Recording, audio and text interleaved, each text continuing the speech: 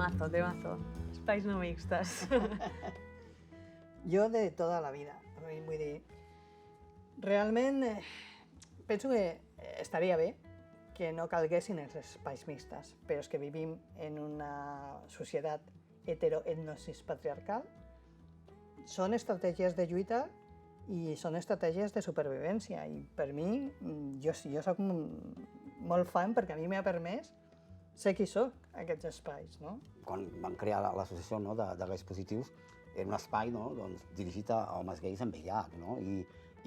Perquè partien de la norma de la confidencialitat, evidentment, i del que deies, no? que sigui un espai segur. Però, per tant, el que passa que a vegades potser costa d'entendre, no? Segurament t'ha passat, a nosaltres també ens havia passat alguna vegada que dèiem és que esteu creant un gueto, no? Però en determinats moments és important, perquè tu necessites aquell espai segur, no?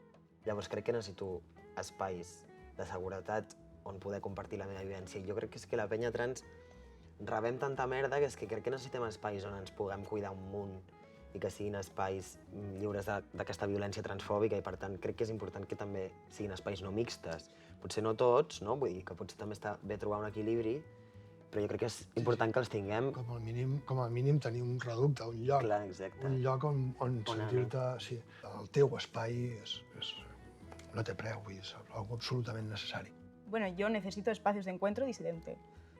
A mí los hombres cis heterosexuales me molestan en general en casi todos los espacios.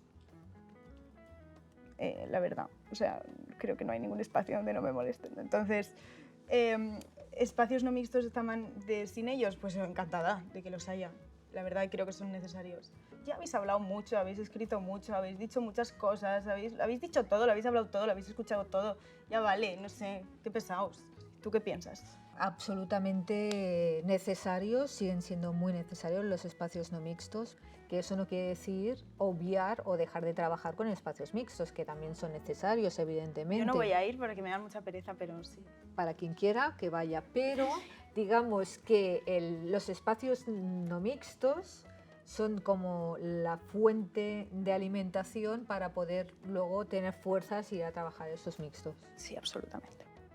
Sí, és que jo crec que també hi ha una cosa de poder liderar, no? La pròpia lluita, que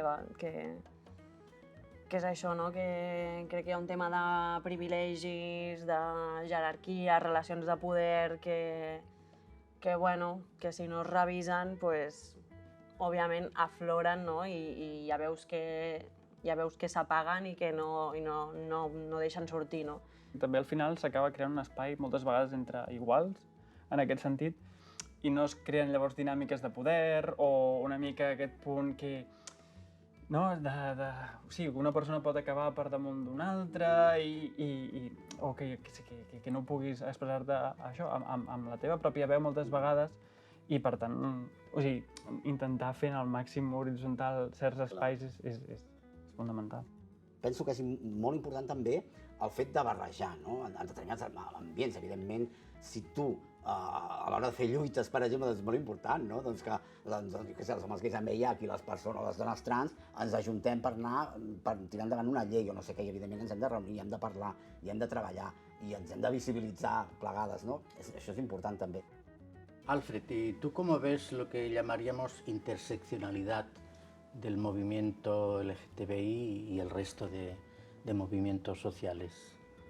Creo que falta un montón, porque para mí todas las luchas deberían ser interseccionales, pero no lo son desde las mismas siglas que dicen LGTBIQ, me parece lo menos interseccional, porque, por ejemplo, en las siglas lo único que siempre sobremarca y se expone es la G de gay, y las trans, los bi, la gente disidente se queda súper atrás, y ni hablar de los racializados, los migras, que es mi caso.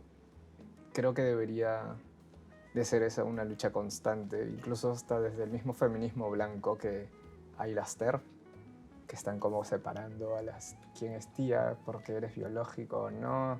Y ahora también hablando del tema, cambiando de tema un poquito, como la ley abolicionista que quieren hacer con la prostitución y todo esto me parece súper heavy.